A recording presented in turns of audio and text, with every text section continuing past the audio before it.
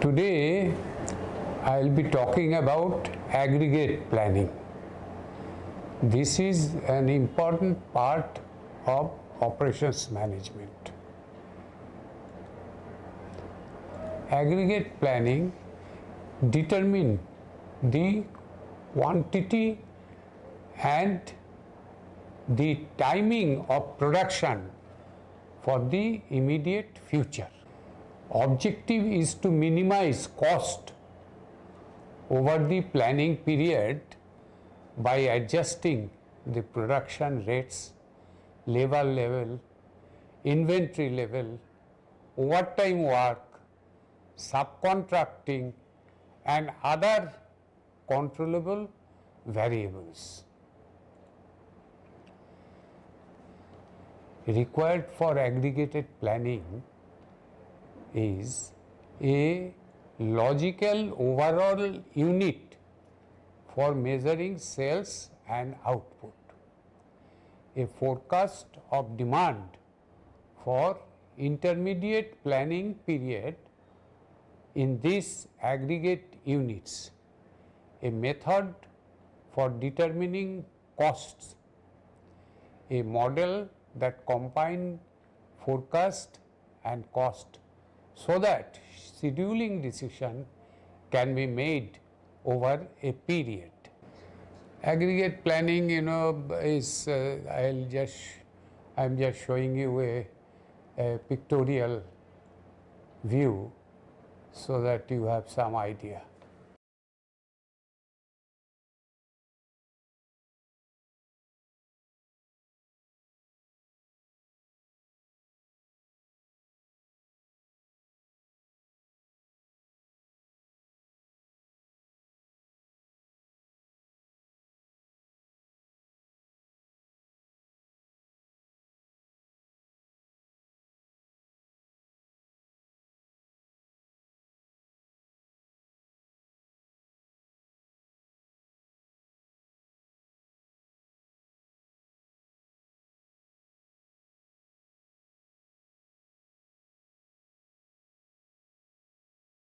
Aggregate planning combines appropriate resource in general term, parts of a larger production planning system. This aggregation breaks the plan down into greater details. This aggregation result in a master production schedule. I am just telling you, suppose you are producing a car, right? Now, when you produce a car, you know that you need an engine, you need a gearbox, you need sofa sets, etc., body, etc. This is your aggregate planning. But you have to break down this aggregate planning to further details. For example, if you do a motor car engine, there you have to plan it, the pistons, the rings, the gearbox, the cam, the valves, then the sparking system, manifold, etc., this aggregation breaks down the plan down into greater details. But when you make the total planning, you do not go into that detail. You only make the detail like, I need an engine, I need a gearbox, I need the transmission system, I need battery, I need seats, I need the wheels for driving, etc., etc. But once that is done at a higher level, at a medium level or lower level, you have to break it down into greater details. This is part and parcel of operations management. Aggregate planning strategies use inventories to absorb changes in demand, accommodate changes by varying workforce size, use part-timer, overtime or idle time to absorb changes. Use subcontractors and maintain a stable workforce.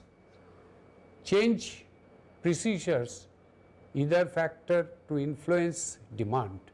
Say I am telling you, suppose you are making a building. In the building you have to have the roof. In roof you have seen first the steel frame is made. Now the people who are doing this construction work, normally they cannot work for making a roof, because you have to make the wooden platform, then you have to make a steel frame. You need other people, other expertise. So you have part-timer, or you get the subcontract, etc. So as a operations management or a operations manager, you should have these ideas that I'll be building this roof, and for that I need this type of jobs, and you should have the contact with the contractor. All contractors cannot do this, all labor cannot do this. It is a very specialized type of job. So use the part-timer, or get the subcontractor, or give some overtime to the people who are doing this special type of job, etc. Now capacity options. Changing inventory level, increase inventory in low demand period to meet high demand in future. Increases cost associated with storage, insurance, handling, obsolescence, capital investment. Storage can be mean lost sales due to long lead time and poor customers' response. I give you an example. Suppose you know that you will be building some house. So you need stone chips, you need sand, you need cement. Now during rainy season you will not get sands and stone chips, because the sands quarries are all filled with water. So you cannot get the supply of sand. So you have to stock sand some few months ahead, but that will cost, that will involve a lot of cost. Your capital will be stuck, and then for some reason, if the construction stops, you are stuck with a huge quantity of sand and stone chips. So that is why operations manager, whenever this sort of decision is there, he will have to use his experience and past experience and future. He should be able to see the future and take the calculated risk, or risk that he will lose time. But time is money. Time is money. If you lose time, you lose a lot of money. Varying workforce size by hiring or layoff. Match production rate to demand. Training and separation cost for hiring and laying off of worker. New workers may have lower productivity. Layoff workers may lower the morale of the existing labor, and the productivity will suffer. Subcontracting. Temporary measure during period of peak demand may be costly. Assuring quality and timely delivery may be difficult. Exposes your customer to a possible competitor.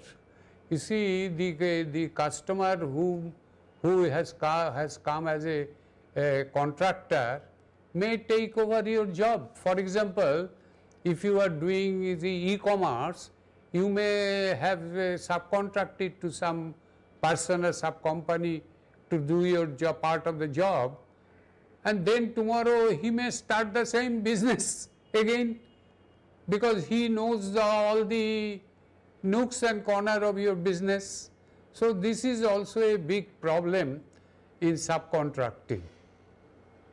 Capacity options, using part-time workers, useful for filling unskilled or low-skilled position, especially in services. Then demand option, influencing demand, use advertising or promotion to increase the demand in low period. Attempt to shift demand to slow period may not be sufficient to balance demand and capacity, but you try. Demand option again, back ordering during high demand period, requires customers to wait for an order without loss of goodwill or order. Most effective when there are few, if any, substitute for the products or services, often results in lost sales. This is a very important thing you must consider. In demand option again, counter seasonal product and service mixing. Develop a product mix of counter seasonal items may lead to products or services outside the company's areas of expertise. Mixing option to develop a plan. How it is done? Chase strategy. What is this? Match output rate to demand forecast for each period. Vary workforce level or vary production rate. Favored by many service organizations, this strategy. Mixing options to develop a plan. Level strategy. Daily production is uniform. Use inventory or idle time as buffer. Stable production leads to better quality and productivity. Some combination of capacity options, a mixing strategy might be the best solution. Management coefficient model builds a model based on managers' experience and performance. A regression model is constructed to define the relationship between decision variables. Objective is to remove inconsistencies in decision making. Other models, linear decision rules, minimize costs using quadratic cost curve, operates over a particular time period. And what is simulation? Using a search procedure to try different combination of variables, develops feasible but not necessarily optimal solution.